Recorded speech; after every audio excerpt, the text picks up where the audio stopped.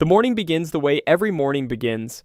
47 workers on the factory floor face the east wall, hands at their sides, and recite the loyalty pledge in unison.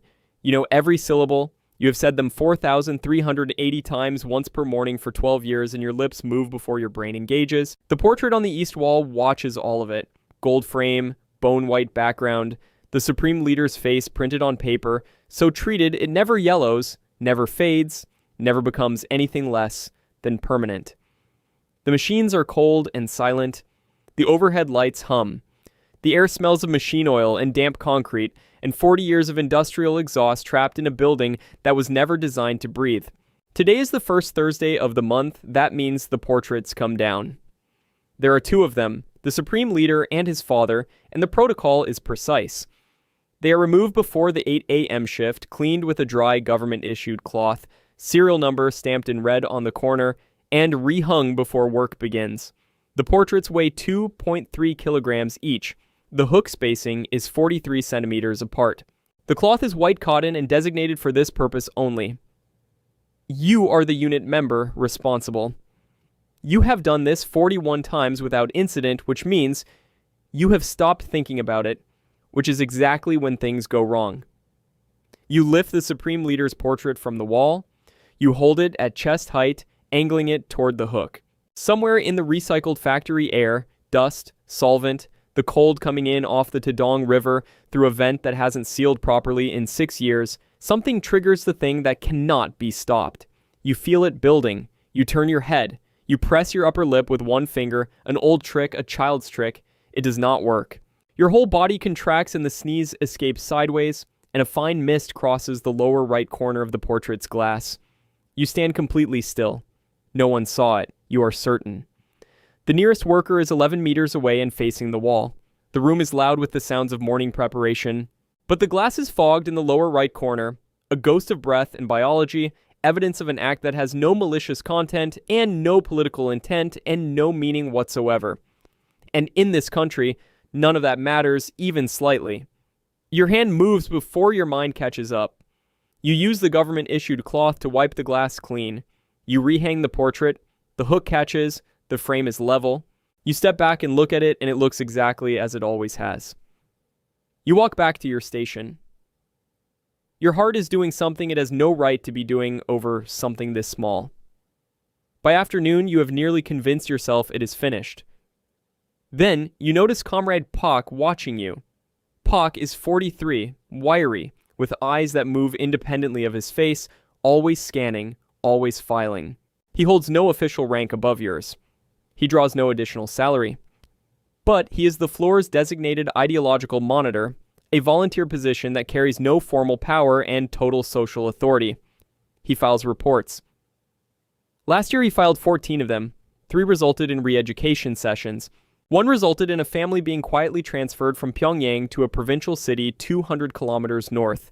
A demotion not just of the individual, but of the entire bloodline. Every member of the family reshuffled down the Songbun hierarchy in a single administrative stroke. Pak does not confront. He observes. He is observing you now with his head tilted slightly to the left, the way a man looks when he is doing arithmetic in his head, and the numbers are almost adding up. You look away, you focus on your quota, you say nothing to anyone. 2 days later, at 6 a.m., there is a knock at your family's apartment door. Not a loud knock. A patient one. The kind that knows it will be answered. 2 men in gray civilian clothes stand in the hallway. They do not show identification because identification is not necessary.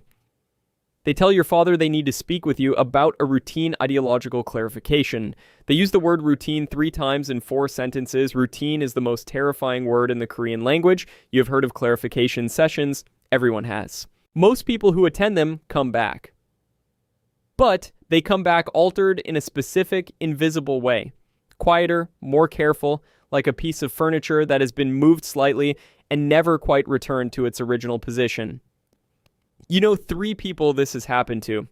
You recognize the change in all 3 of them before they said a single word about where they had been.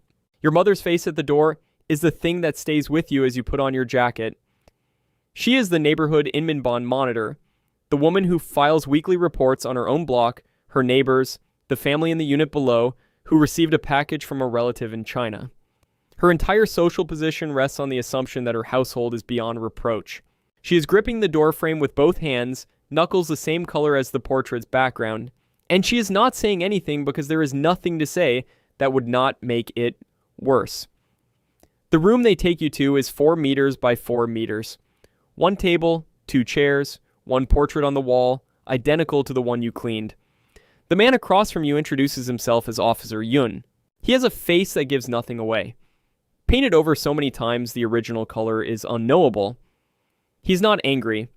He is patient in the way that people are patient when the outcome has already been decided, and the process is simply something that must be completed before it can be recorded. He tells you a concern has been raised. He does not say by whom. He does not say what. This is the architecture. You are not told the accusation. You are expected to confess to it through the process of elimination, and the correct answer is total contrition with 0 specific content, remorse without admission, apology without subject. If you confess too precisely, you reveal knowledge of what you did. If you confess too broadly, you implicate yourself in things you didn't do. You have never been trained for this. No one is. The training is the terror. You place your hands flat on the table. You answer each question with the minimum required words. You perform calm, and you perform it well. On the 3rd session, Officer Yun sets a single sheet of paper on the table between you. He does not let you read it. He summarizes it. A colleague has submitted a written statement. In the week prior to the incident, he uses the word incident, you were observed pausing too long in front of the portrait during the morning pledge. Lingering. The word is lingering. You remember that morning. You had dust in your eye. You were blinking it clear. The act of blinking extended by half a second has become a document with an official red letterhead. The system does not need evidence of the act. It needs a narrative of the person. And a narrative is being assembled around you from the materials of an ordinary life. A pause, an itch, a biological reflex, each piece meaningless alone, together forming the outline of a man with insufficient devotion. That night, your mother sits across from you at the kitchen table. The overhead bulb is the only light. 2 bowls of corn porridge go cold between you. She tells you, in a voice so controlled it sounds like a weather report, that she has submitted a preemptive loyalty demonstration to her unit supervisor. She reported that you have seemed distracted lately, that you missed a neighborhood meeting 3 weeks ago due to a shift extension, that she has concerns about your ideological focus. She does not look away from you when she says it. She watches you absorb it. She needs you to understand that she did it, and she needs you to understand why she did it, and she needs you to not make her explain it out loud because some things are too precise to survive being named. You understand. That is the worst part. You understand it completely. The system has arranged things so that love and betrayal occupy the same action, and your mother performed both simultaneously, and you cannot be angry at her anymore, but then you could have been angry at your own nose. The report goes into your file. Your file now has material in it. On the 5th session, Officer Yun's patience shifts. Something above him has decided, and he is now delivering rather than discovering. He tells you the state is prepared, in its wisdom, to accept a written confession of ideological laxity, not of a specific act, but of a general failure of mental discipline, in exchange for 6 months at a re-education facility 70 kilometers northeast of the city. Your family keeps their status. Your mother keeps her position. Your sister stays in school. Your father keeps his factory rank. You return in 6 months with a clean record and a renewed ideological foundation. He does not tell you what the alternative looks like. He does not need to. Your hands are flat on the table. You tell Officer Yun you are grateful for the state's wisdom. You accept. You have 1 night at home. Your mother has ironed your work clothes and hung them on the chair by your bed, which makes no logical sense because you will not need them where you are going, and the sheer irrationality of the gesture, the love made visible in the wrong form because the right form is not available, breaks something open in you that 5 sessions with Officer Yun never reached. Your father shakes your hand in the hallway, firm, brief, the way men in your country say the things that cannot be spoken. Your sister is asleep. You stand in the doorway of her room and watch her breathe for 90 seconds. The city outside is ordinary and distant. The street lamp throws blue light through the curtains. The facility is a low concrete compound, surrounded by cabbage fields planted in rows so precise they look surveyed. 340 people. Morning ideological study at 5:30 a.m. Written self-criticism sessions every Thursday. Supervised agricultural labor in the afternoon. The air smells of frozen earth and wet wool and the particular staleness of a building where windows are not opened. Over 6 months, you write 12 confessions. The word laxity appears in all of them. You learn to produce sincerity on demand, to make remorse legible on your face before you feel anything behind it. You learn that the difference between a man who believes and a man who performs belief is invisible from the outside, and you understand for the first time that this invisibility is the only thing the system cannot audit. It is the only freedom that remains. It is entirely interior. It is enough to survive on. 6 months later, you walk back through your apartment door. Your mother has cooked real rice. Your sister has passed her school exams. Your father has received a minor promotion at the factory, a reward, implicit and unacknowledged, for the family's demonstration of loyalty through your confession and compliance. The portrait of the supreme leader on the living room wall has been repolished, the gold frame catching the overhead light. Everything is exactly as it was. The system worked precisely as designed. You sit down. You eat the rice.